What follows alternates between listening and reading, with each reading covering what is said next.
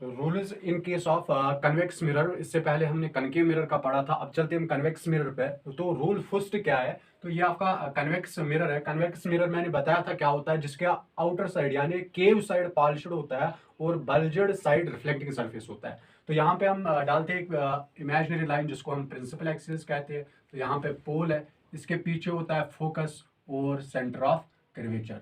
तो पहला रूल क्या कहता है, अगर light ray parallel to principal axis आ जाए आफ्टर रिफ्लेक्शन, तो कनकेव में क्या होता था, कन्वर्ज होता था, लेकिन यहाँ पे क्या होता है, डाइवर्ज होता है। क्या होता है, डाइवर्ज। लेकिन जो यहाँ पे देखता है उसको क्या लगता है कि ये लाइट रे कहाँ से आई, या आई कहाँ से, फोकस से। ठीक है, तो देखने वाले को क्या लगता है, ये फोकस से निकल के आई। तो पहला rule, parallel to principal axis, वो डाइवर्ज जाती है, लेकिन देखने वाले को क्या लगता है ये कहाँ से आई है, फोकस से आई है। समझ में आया। तो दूसरा रूल क्या है, दूसरा रूल इसका उल्टा है, सेकंड रूल। तो ये रहा convex lens, sorry convex mirror, और ये प्रिंसिपल एक्सिस, ये पोल, फोकस, सेंटर ऑफ कर्वेचर। तो अगर डाइवर्ज करके आए आए लाइट रे, तो आफ्टर रिफ्लेक्शन वो क्या होती है, parallel to the principal axis, parallel to the principal axis, लेकिन देखने वाले को लगता है ये कहां से चली गई, फोकस से। ठीक है, तो ये दूसरा रूल था। पहला rule parallel to principal axis, diverge होता है, लेकिन देखने वाले को क्या लगता है ये फोकस से आ गई है। तो दूसरा, अगर डाइवर्ज करके आ जाए तो किसके बराबर में, फोकस के बराबर में, फोकस की तरफ अगर ये लाइट रे आई, तो लेकिन आफ्टर रिफ्लेक्शन ये क्या होता है, पैरेलल टू प्रिंसिपल एक्सिस, लेकिन देखने वाले को लगता ही है कि ये फोकस से चली गई।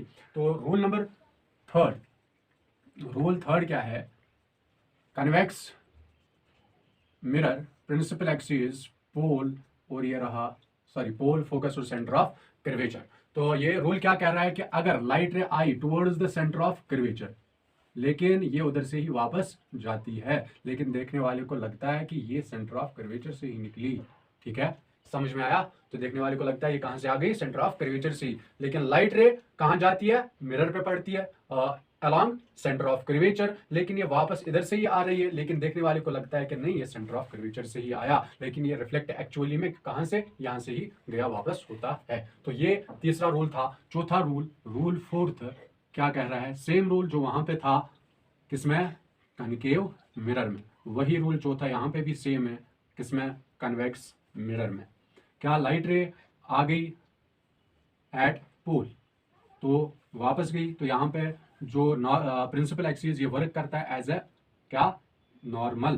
तो ये एंगल आई और एंगल आर यहाँ पे बराबर होता है। तो ये चौथा रूल है। ठीक है, तो फिर से एक बार रूल्स पे चलते हैं। पहला, parallel to principal axis after reflection, ये क्या होती है, डाइवर्जेंस। देखने वाले को लगता है कि फोकस से आ गई है, और यहाँ पे जब लाइट रे आती है किसकी तरफ, फोकस की तरफ चली जाती है, लेकिन एक्चुअली ये आफ्टर रिफ्लेक्शन पैरेलल होती है प्रिंसिपल एक्सिस, लेकिन देखने वाले को लगता है कहां से चली गई, फोकस से। तीसरा rule, towards the centre of curvature चली जाती है, लेकिन ये यहाँ से ही वापस सेम पाथ से रिफ्लेक्ट होती है, लेकिन देखने वाले को लगता है कि सेंटर ऑफ कर्वेचर से आई। और चौथा जो रूल है, तो वो angle i equal to angle r work करता है नॉर्मल एज प्रिंसिपल एक्सिस, जो उधर सेम है। तो ये जनरली यूज नहीं करते हम किसमें, केसेस में। समझ में आया। तो ये चार रूल्स थे। अब चलते इमेज, तो अब है क्या, image formation in case of convex mirror. Concave तो पढ़ा था पिछले लेक्चर में, अब कन्वेक्स मिरर में तो पहला केस चलते, केस फर्स्ट। तो कहां पे ऑब्जेक्ट को रखते हैं, when object is placed at infinity, पहले इन्फिनिटी पे रखते हैं। तो ये रहा आपका कौन सा मिरर, कन्वेक्स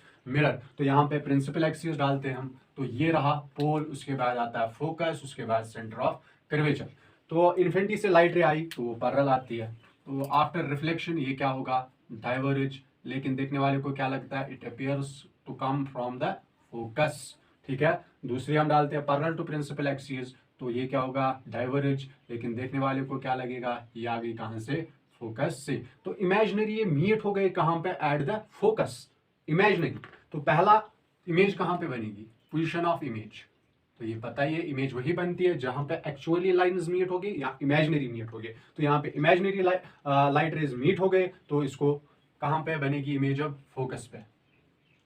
दूसरा, साइज क्या बनेगा, हाईली, हाईली डिमिनिश्ड, और वी कैन से पॉइंटेड।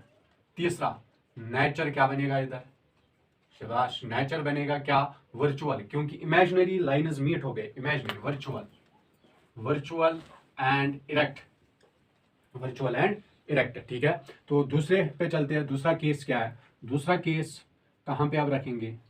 तो डायरेक्ट अगर हम देखेंगे यहाँ पे, उस पे 6 केसेस थे कनकेव पे, इस पे 2 ही केसेस बनते हैं। क्यों 2 ही बनते हैं? उसका रीजन 2 में दूंगा।